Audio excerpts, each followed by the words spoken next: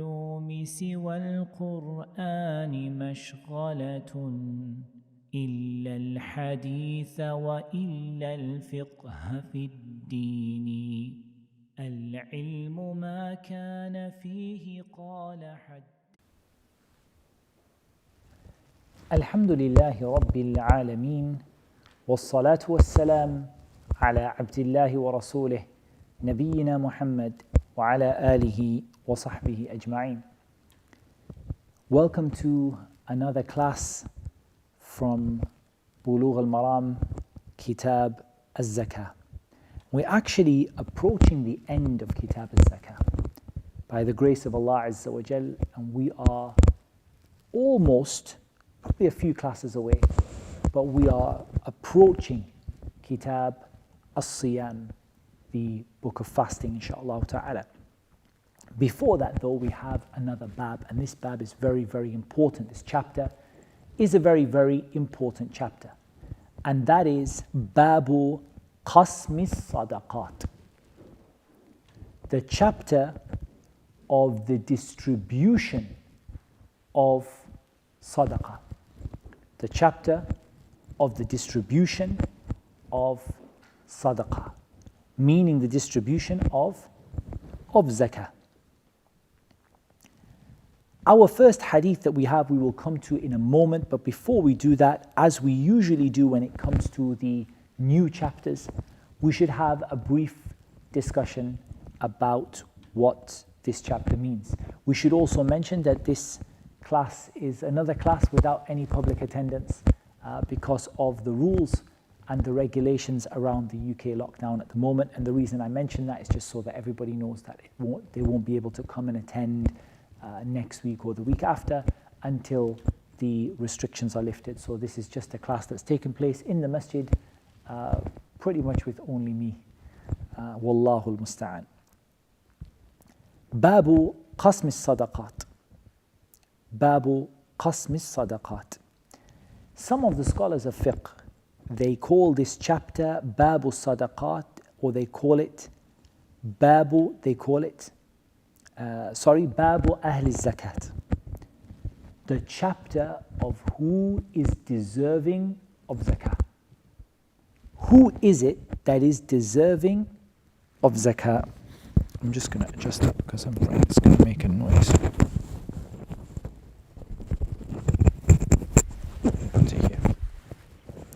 The chapter of the distribution of zakah, meaning who is deserving of zakah.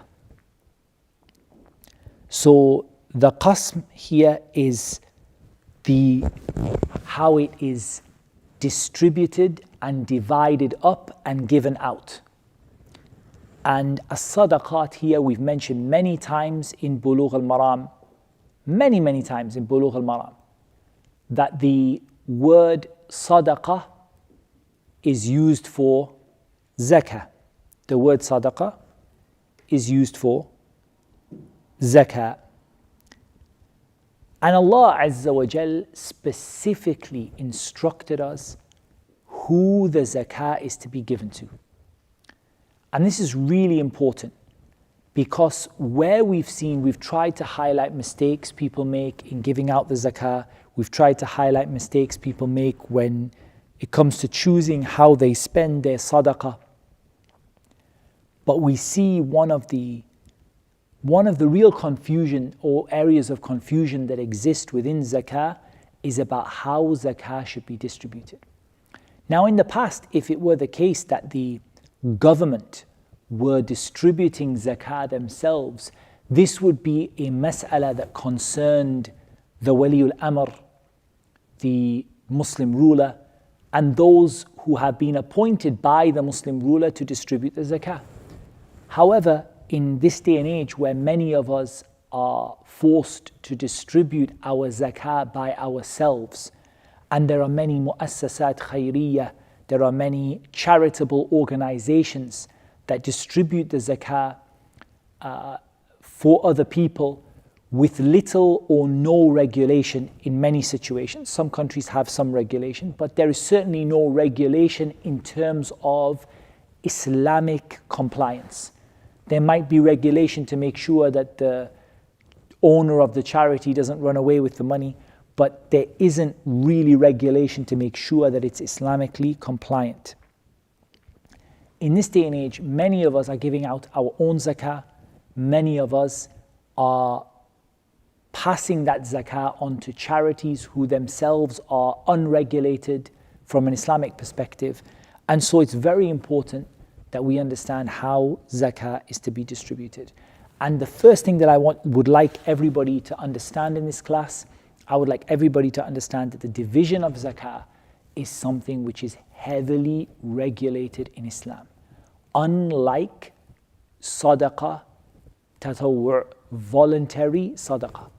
Voluntary sadaqah has very little in the way of regulation. Very little in the way of regulation in terms of voluntary sadaqah. Very little. However,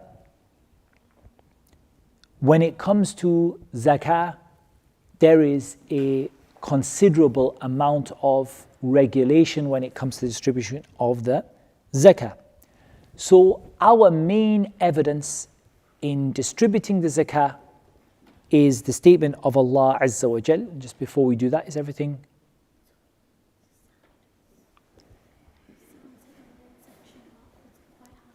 Okay, just maybe you can fix the sound for me.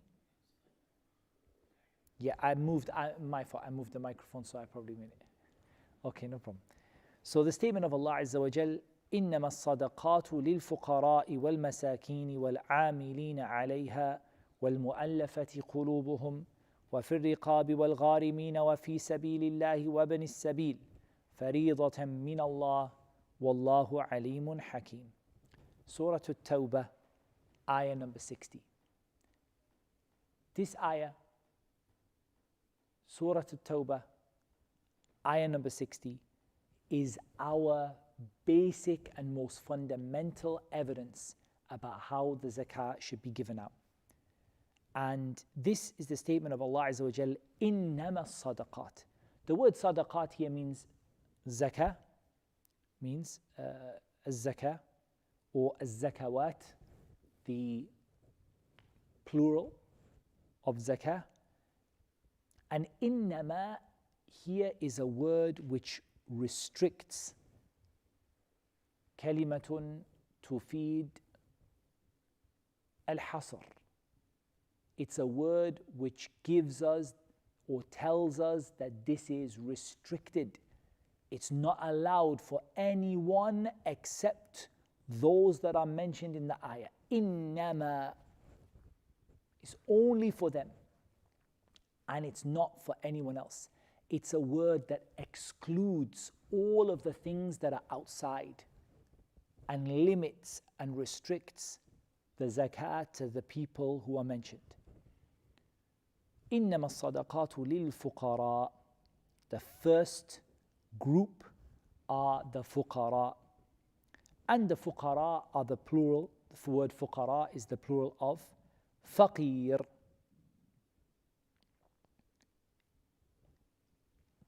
The second is al-masakin, and this is the plural of miskin. And the scholars differed about the difference between the two, but broadly speaking, we can say that there are 2 or 3 situations of poverty, because both faqir and miskin mean poor, right? Both the faqir and the miskin, they both mean poor. So there are 2 or 3 different types of poverty. The first type of poverty is the person who has nothing. Where did we mention this in the tafsir class? We mentioned this in the tafsir class. Do we have people on YouTube today? Okay, we give them 10 seconds it takes for the video to reach them. Does anyone here remember? Anyone here?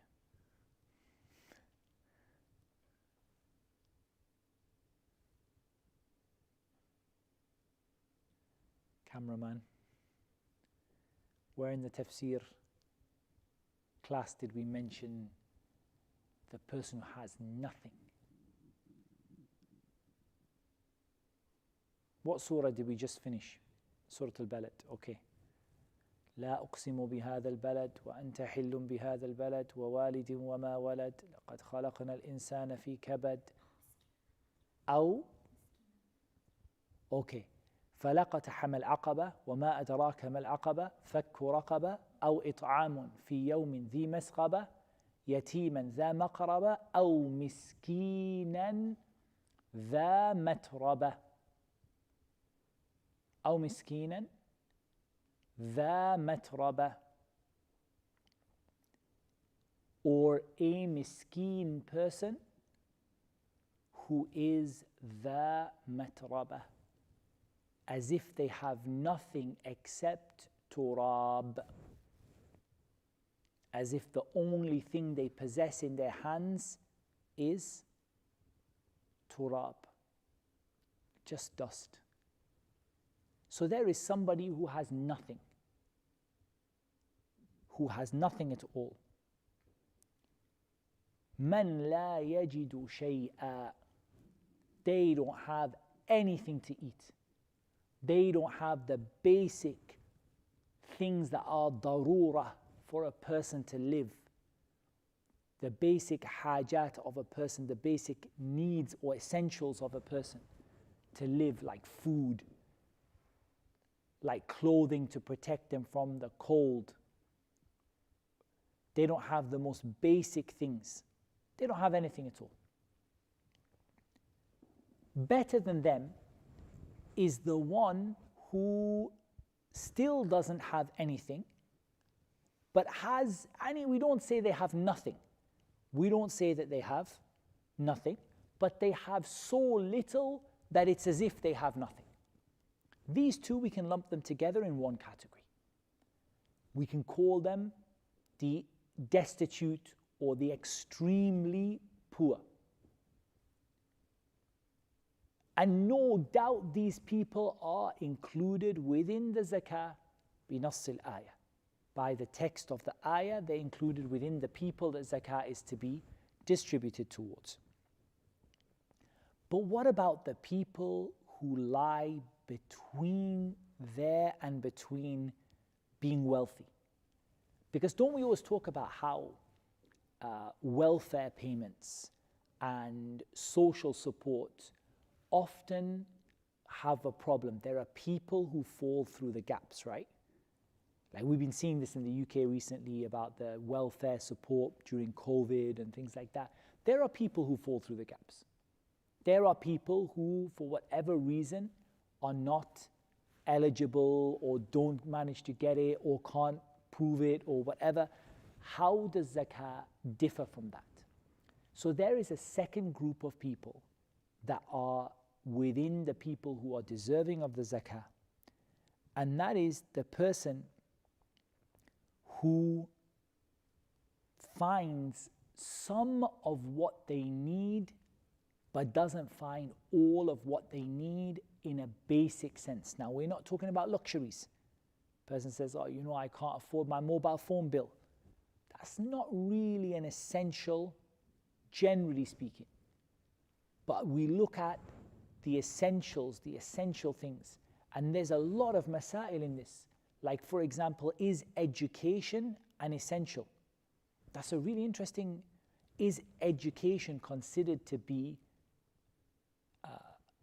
an essential, that if a person doesn't find enough money for example, in a country where you have to pay for the education, they don't find enough money to educate their children to a basic level, are they eligible for the zakah? This all depends on whether we consider education to be among the essential things that a person cannot survive without or cannot manage without. And of course, we're not talking about university education or whatever, but we're talking about a basic level of education. Let's say, what we would call high school, or, around that, sort of age, a basic education. If this is paid for and there is no option to have it for free, and the person cannot afford to give their children a basic education, is this considered from the necessities of life, the essentials of life, which means that we can say this person falls into the category of the one who has some of what they need, but they don't have all of what they need. Let's leave that issue for a moment, but let's just understand what we're saying about. Some of the scholars, they call it, the person has nisful kifaya. They have half of what they need, or they have a little bit more than half of what they need. So a person comes and they say, look, I'm not saying I have nothing. I have enough for my rent, but I don't have enough for my basic bill. We're not talking about excessive here, but I don't have enough for my gas bill or my electricity bill, or I don't have enough for my basic essentials. I have enough money for rent, but I don't have enough money for food. Or I have enough money for food, but if I buy the food that me and my family need, then we don't have enough money to pay the rent. This is the second category that we are talking about, or the third category, whichever way you want to see it. We usually put the first two together. So we say the one who has nothing and the one who has nearly nothing. So less than half. A person who is, they say, I don't have enough money for rent, I don't have enough money for food, I don't have enough money for bills. Or the person who has nothing at all. These go in one category, but the second category is interesting because this person is poor in one way, but not poor in another. For example, they may say, we have food which we need, we're fine, but we are struggling to pay our basic essential needs. We're behind on the rent, we're not able to pay. For example, there might be a council or municipality tax that is a requirement of everyone that lives, has a home, and they can't afford to pay it. Of course, we're going to make sure the person is genuine. We're going to make sure it's not that the person is spending all their money on, luxuries and then mismanaging their money. Because some people are like that, right? Their problem is not they don't have money, but they mismanage their money. So they have enough money. So we say, okay, let's, your income, but you have people. He says, well, I have a family of, 4 people, and I earn 3,000 dirhams a month, 4,000 dirhams a month. In other words, 500 pounds, 600 pounds a month. The person has a family. It's very difficult to make ends meet at that sort of amount of money with that kind of obligation. Yeah, maybe some people do it, but it's not easy.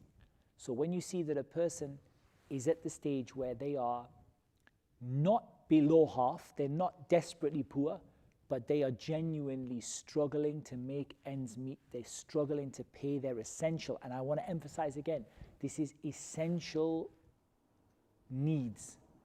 It's not like I'm struggling to pay for my TV subscription, or I'm struggling to pay for, these extra things, but the essential needs that a person is, they can't manage without them. Then this person also falls under either the faqir or the miskin. And the scholars differed about which one is which. Here, Shaykh Fawzan, Hafidhullah Ta'ala, he takes the preference, or he chooses the opinion that the faqir is the one who has nothing and the miskin is the one who has something but not quite enough, or not enough, around half or a little bit more than half, maybe 60-70% of what they need, but they don't really have enough to be able to manage, and they struggle to make ends meet when it comes to the bare essentials, the basic necessities that a person needs to survive. These two are the faqir and the miskin, and they are mentioned in the ayah, إِنَّمَا الصَّدَقَاتُ لِلْفُقَرَاءِ وَالْمَسَاكِينِ. And they're mentioned first of all in the ayah because generally speaking, the majority of zakah and the majority of cases of zakah are towards these two groups of people. Most of our zakah ends up with these two groups of people: the extremely poor and the people who are struggling to get by with their basic needs. That is majority of zakah, and is the most important of the categories. The third category, وَالْعَامِلِينَ عَلَيْهَا. And that are those people who work in the collection of the zakah.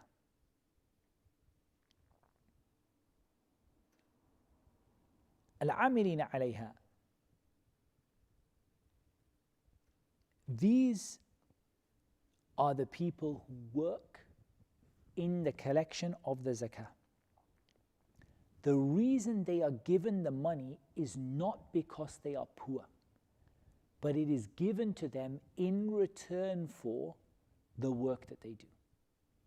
And this is a principle, a very nice principle, because if it's true for zakah, it's also true for sadaqah, and that is the permissibility of someone working in zakah or in a charitable endeavor and receiving financial compensation from the donations that are given. And that is clearly mentioned within the ayah, وَالْعَامِلِينَ عَلَيْهَا. So these people are given what they are given in return for their work.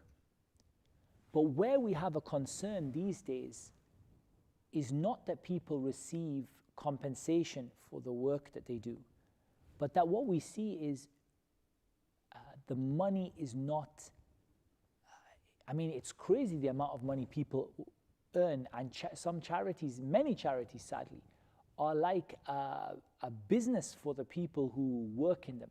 They pay huge salaries, they spend huge amounts of people's donations, they really waste a lot of people's money in reality. And that's not the maqsid behind it. That's not why Allah Azzawajal permitted it. But Allah Azzawajal permitted a reasonable compensation for the people who work in the zakah. And the people who work in the zakah are of different types. There are those people who collect the zakah. There are those people who guard the zakah. For example, they work as, back in the day, the zakah used to be put into a place like a treasury, and it had a security guard. The security guard would be paid from the zakah that was collected. The zakah collector would be paid from the zakah that was collected.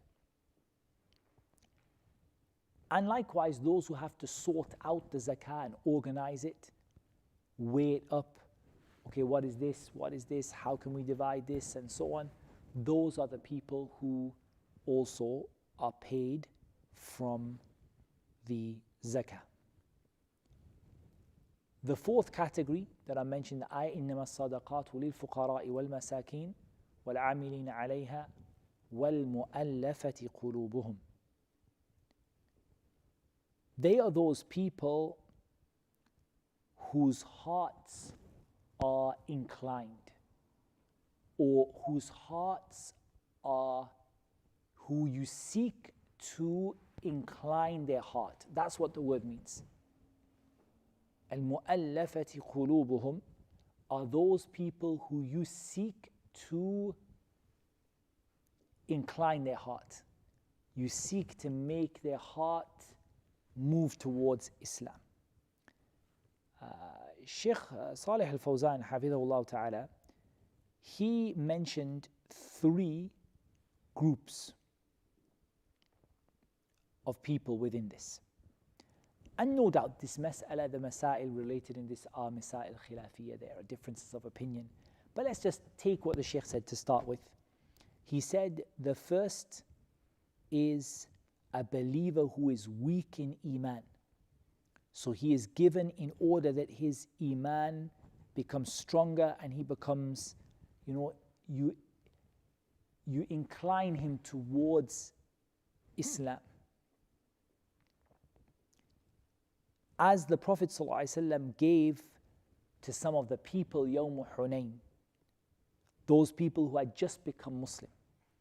So the Prophet ﷺ gave them from the zakah, they had just become Muslim, in order to make their hearts stronger and to incline them more towards Islam. These are people who've just become Muslim. They're, the situation, what had happened, Fath Makkah, the conquest of Makkah, many people realized that we need to jump on this bandwagon. We need to become Muslim now. There is no other option for us. But it was very new to them. It was a very sudden change. The Muslims now had virtually complete control over the area of Hijaz and what was then known as the Arabian Peninsula. It was a huge change for people. So people were very lost and confused, just become Muslim. And there was an opportunity for the Prophet ﷺ to make them really love Islam from the beginning. So the Prophet ﷺ gave them from the zakah. The second category are those people who you hope they will become Muslim if they are given from the zakah. The people that you hope will become Muslim if they are given from the zakah. And so the person is given this money in order to incline their heart and bring their heart towards Islam. And that isn't, I don't want you to think this is paying people to become Muslim. It's not paying people to become Muslim. That's not the concept here. The concept is you see somebody who's a non-Muslim, they're a poor person, they're in need, and you can see that if you were to give them from this money, their heart would incline towards Islam. They would start to see the beauty of Islam. Then these are the mu'allafati qulubuhum. However, I do believe that this is a category that requires a lot of research and detail in this time. In the past, the zakah, the distribution of the zakah was the responsibility of the Wali al-Amr. And the Wali al-Amr was able to make that decision about whose heart is going to incline. And wallah, at the moment, and Allah Azzawajal knows best, I feel that this isn't a decision that should be made by regular Muslims in most cases. That it shouldn't be the case that that regular people giving out their zakah are giving it to people because they think this person might become Muslim, because to be honest with you, it requires understanding, it requires fiqh, there are issues to research within it, there are masail ilmiya, there are people who it's justified for and people who it's not justified for. So I would generally advise people to avoid this category, except if they believe there's an overwhelming reason, in which case they should ask the people of knowledge about it before they embark on giving out their zakah like that. Because there are too many pitfalls in it and too many mistakes can be made in it when individuals are looking at people and just deciding this person is from the people whose heart will incline and this person whose heart might incline. The third category that the Shaykh mentions are those people whose evil among the non-Muslims, those people who you believe that their evil will cease if they are given from the zakah.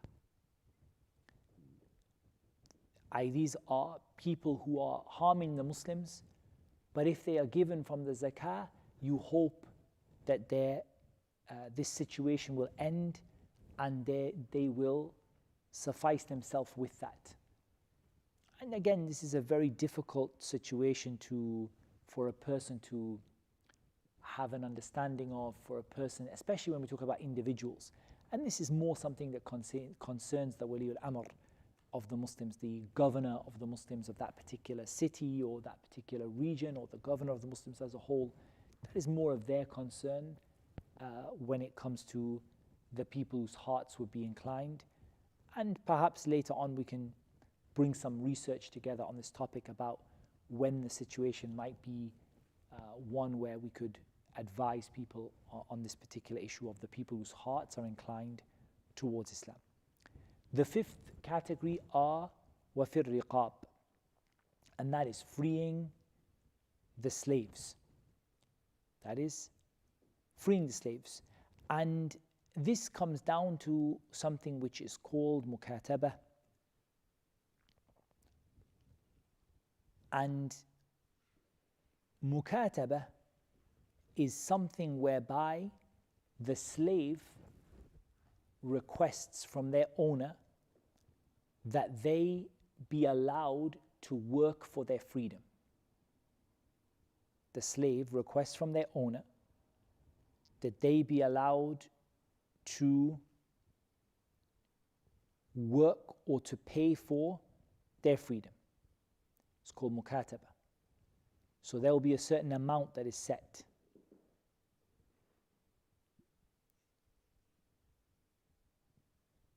So the slave here purchases themselves. They say to their owner, I want to be free. And they agree an amount for their freedom. Now the slave has to work and try and gather together that amount. They can be given from the zakah in order to help them with that amount to purchase their freedom. Likewise, the slave can be purchased directly from the zakah and freed. Likewise, the slave can be purchased directly from the zakah and freed. So this is the case of the wali al-amr, or the person with the zakah. They purchase that slave and they free that slave. Or the slave has started to purchase themselves through mukataba, which is a principle in Islam, that the slave says to the owner, I wish to purchase my freedom. And the owner says, your amount is this.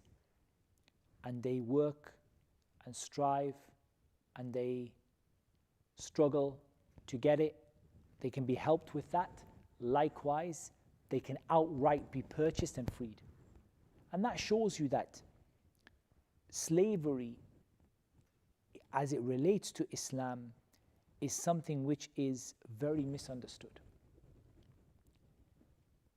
First of all, it doesn't have any relation to kidnapping people into slavery, which is what happened, particularly as we see slavery in modern times, slavery in the recent past, slavery of people who were kidnapped from Africa and brought to, for example, America and Britain and other places, and enslaved. This is nothing to do with Islam, and Islam has never been anything to do with Islam. Rather, slavery in Islam was a regulated system. It is something which Allah Azzawajal legislated, that prisoners of war are enslaved and so on, according to the choice of the military commander. The military commander has the option to free them, to enslave them, to ransom them. But it's an option for the prisoners of war. And Islam set a system for dealing with slavery. And subhanAllah, it's such a good system that look at the statement of Abu Hurairah radiyallahu anhu, that he said, لولا الجهاد وبر أمي. He said, if it wasn't for jihad and being good to my mother, I would have wished to have died as a slave, like as a slave of someone.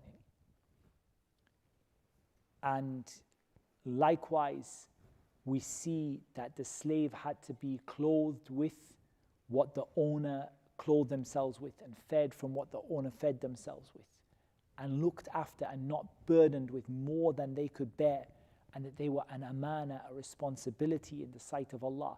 Contrast this with the way slaves have been treated in the recent past, and you can see the complete difference between Islam and between other forms of or between what we see from these forms of slavery that existed. Then add to that Islam encouraged the freeing of slaves at every opportunity. Islam encouraged the freeing of slaves at every opportunity. And one of them is for the sake of the zakah. For the sake of the zakah, or using the zakah to free the slave.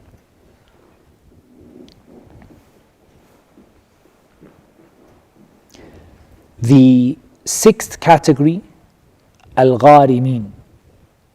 Al-gharimin.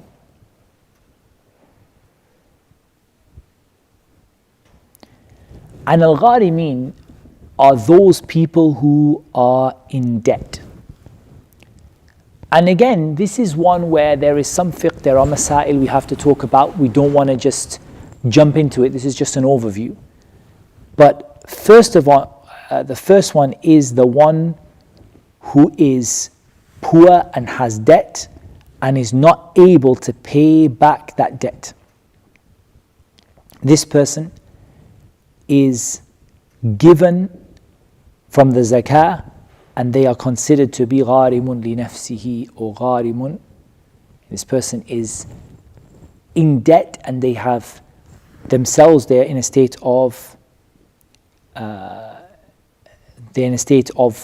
poverty and they have debt. So they are given in order to be able to pay their debt. The Shaykh also, and the debt is a personal debt here. He also mentioned the one who is imprisoned and is ransomed, and the person has to pay their ransom. They're also in the same situation. They are in debt, which is a personal debt. It's their own debt. This person is also considered to be gharimun li nafsihi, because the debt that they have is in order to free themselves from imprisonment. There is a ransom placed upon them. So they are told you can be freed if you pay a ransom. This is also from the people who are deserving of the zakah. The second category are what we call al-gharimu li ghayrihi, the one who has the burden of someone else's debt.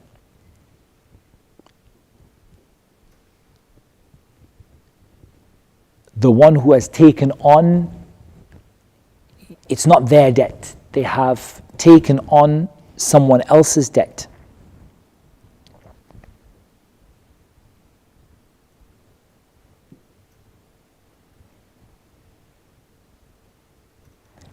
So for example, the Shaykh, he gave an example here. He gave the example of the person who makes peace between two tribes that are fighting one another.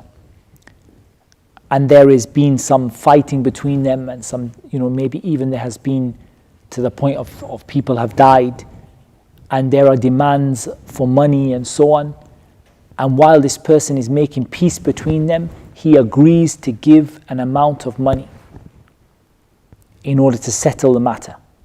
He agrees to give an amount of money in order to settle this matter and make peace between these two groups of people. So he's taken on a debt, but he's taken on that debt not for himself. He's taken on that debt for the sake of others. This person is not left to pay it from his own wealth. Rather, he is being given from the zakah.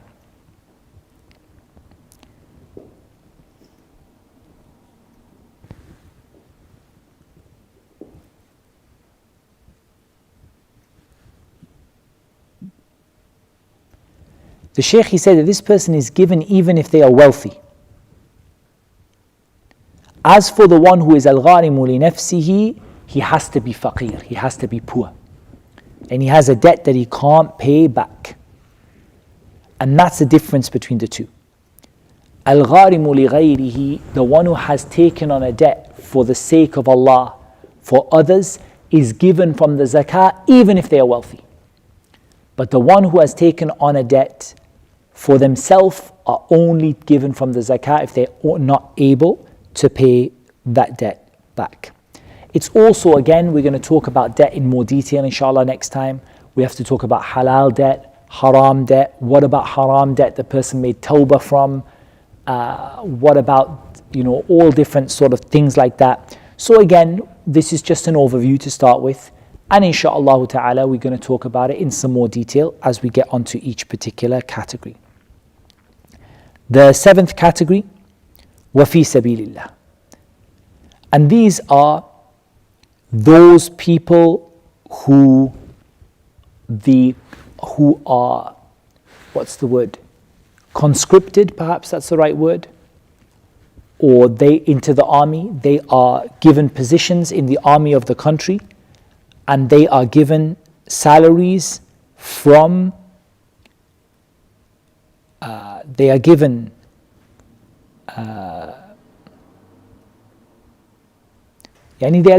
payments from the Muslim treasury.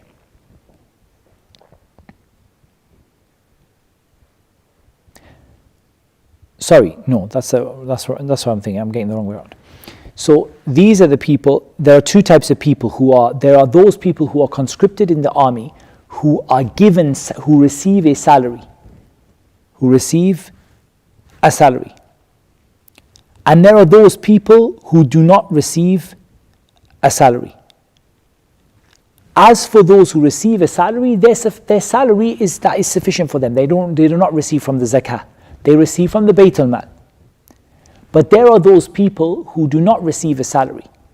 They are volunteers, or they are non-conscripted, non-commissioned, or something like that. I don't know what the word is for it.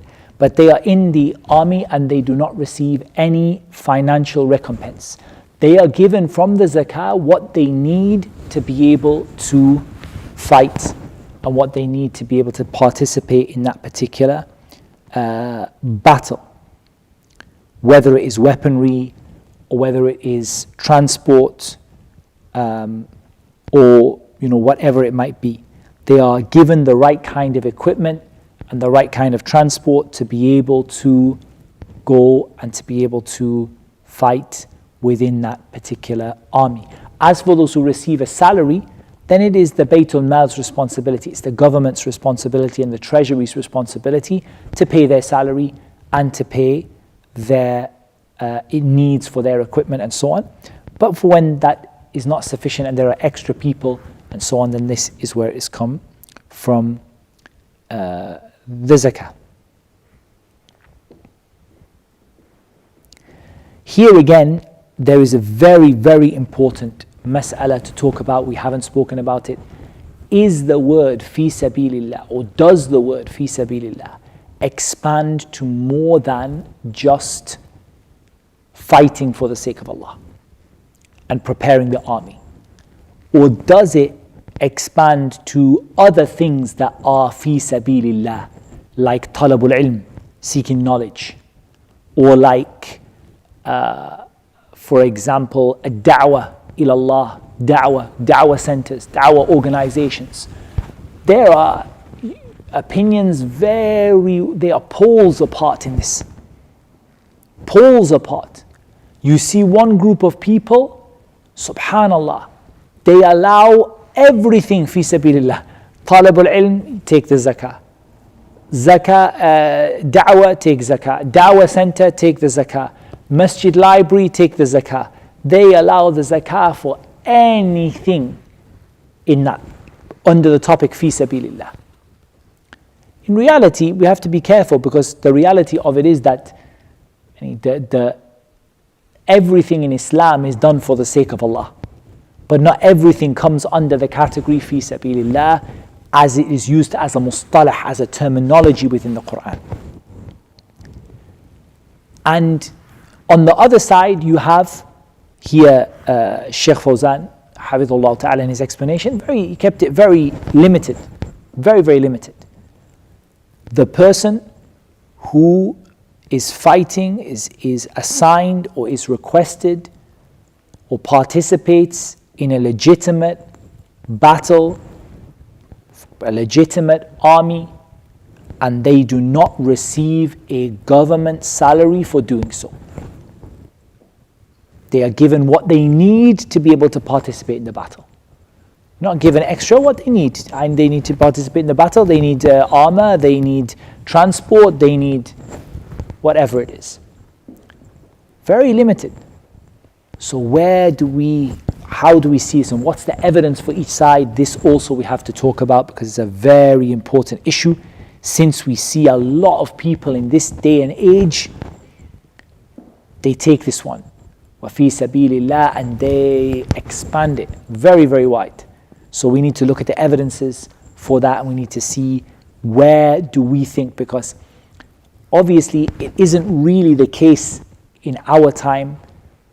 We're not going to say it will never happen, but you can't currently imagine a situation where there are people, at least to the best of my knowledge, who are fighting a legitimate battle, but they don't have funding, they don't have they're not like a member of the army that receives a salary. Might be, I'm not sure how much that happens. Perhaps, we don't say it's nowhere in the world, but this issue of whether it can be expanded to Tullab al-Ilm, people seeking knowledge, whether it can be expanded to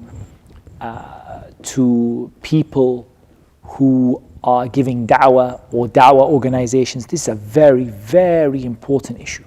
Very important. And it's also important to note that we're not talking about the talib or ilm who is faqir. See, we have a project for the Humble Foundation, which we've started recently, alhamdulillah.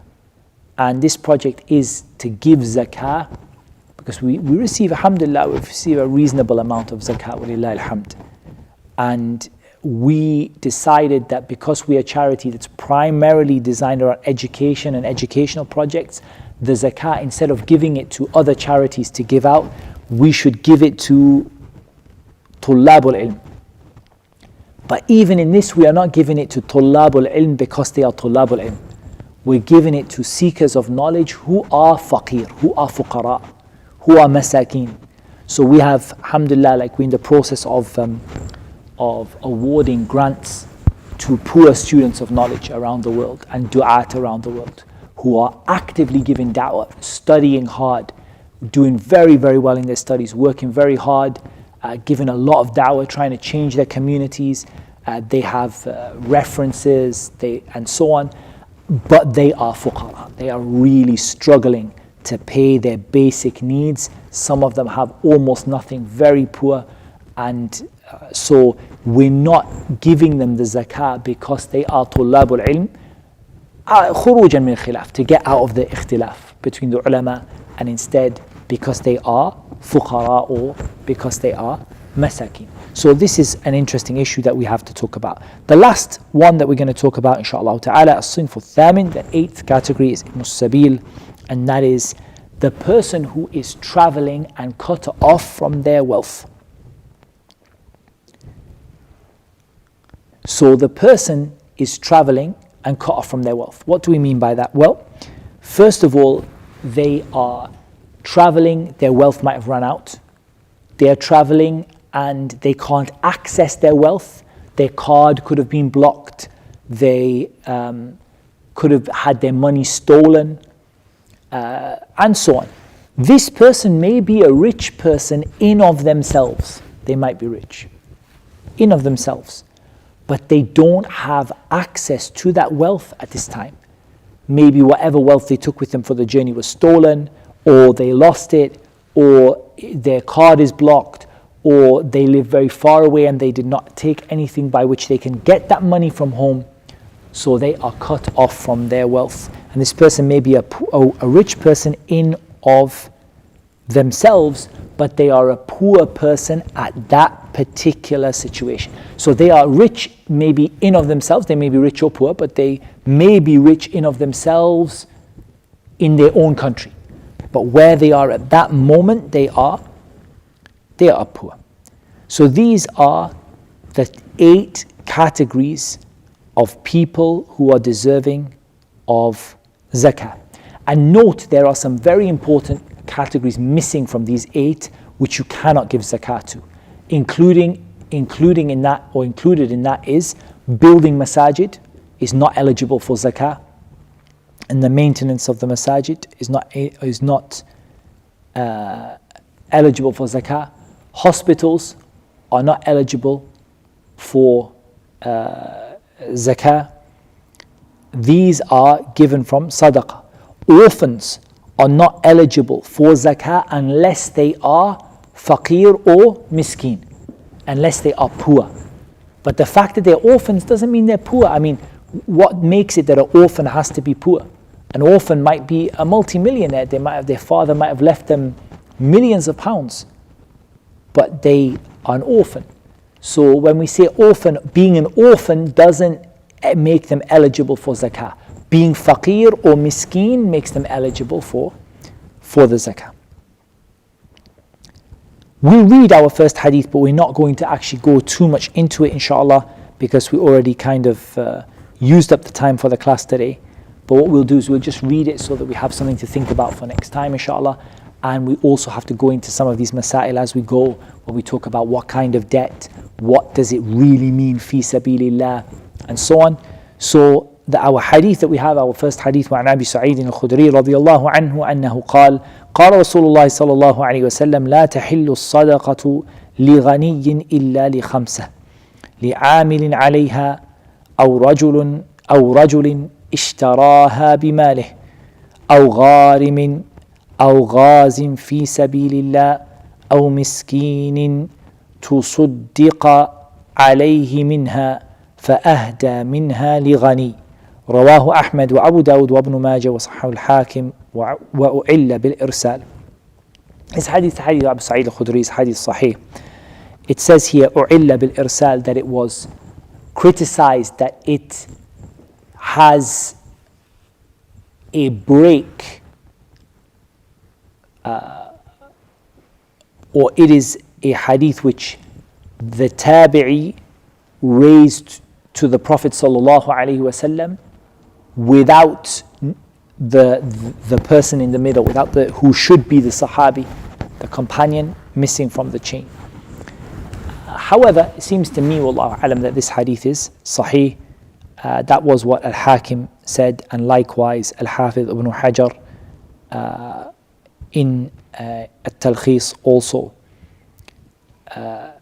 He said that a group of people declared it to be sahih, and this is what it seems to be, that there are other chains of narration which are mawsul, which are connected chains of narration. Sadaqah is not permissible for a rich person except for 5. So here we're talking about zakah is not permissible for a rich person except for 5. For the one who works in the zakah, works for the sake of the zakah, for example, collecting it, distributing it, guarding it.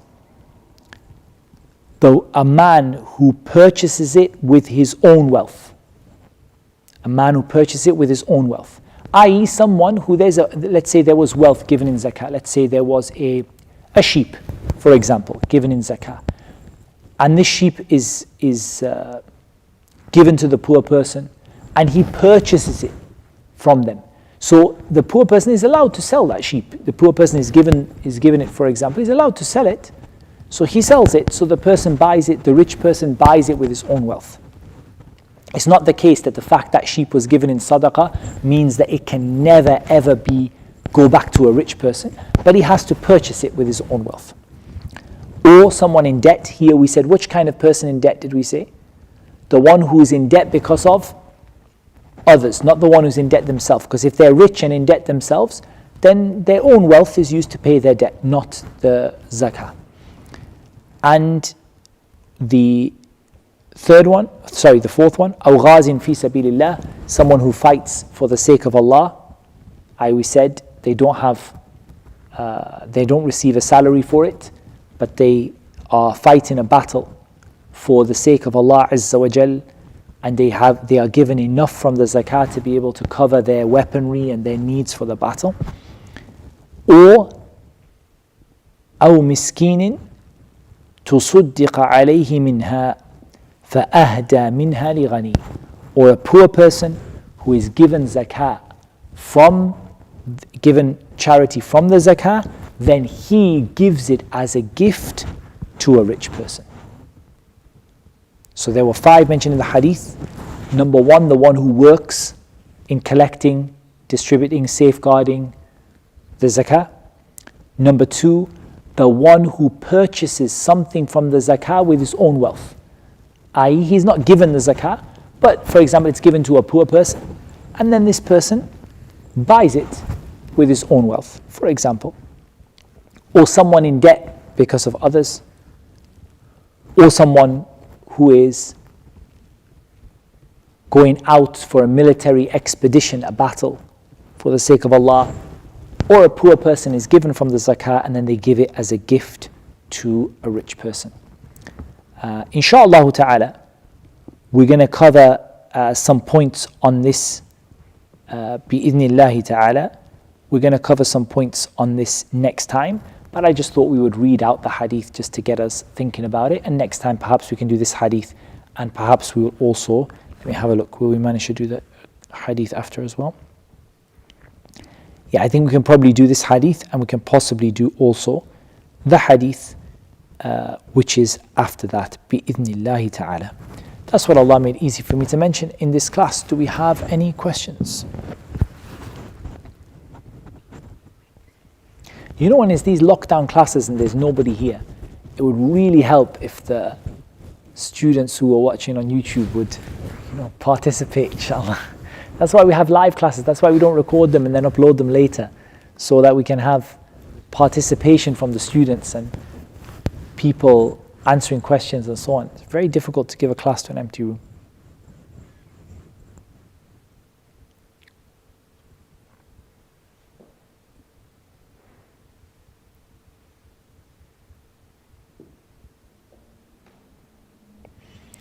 Maybe people are waiting also for the more detailed explanation, because there's a lot of things about the debt, what kind of debt,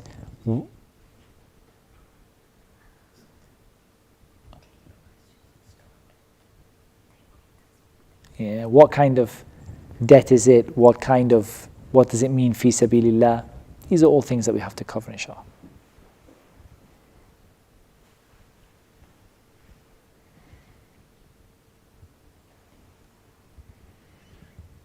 Give them another 10 seconds to see if anyone's had a change of heart, anyone had anything they wanted to ask. I know it takes a while for the delay, so when I ask, the answer doesn't come straight away. There's about 10 seconds delay by the time I ask the question, for the people watching live to actually get it, and then for them to actually think about it and type it. You've got to give them 10 or 20 seconds to do that, subhanAllah.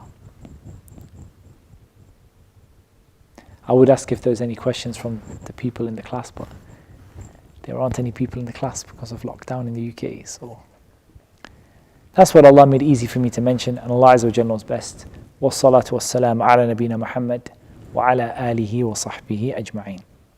Jazakumullah khairan for watching. Please subscribe, share, and you can visit muhammadtim.com.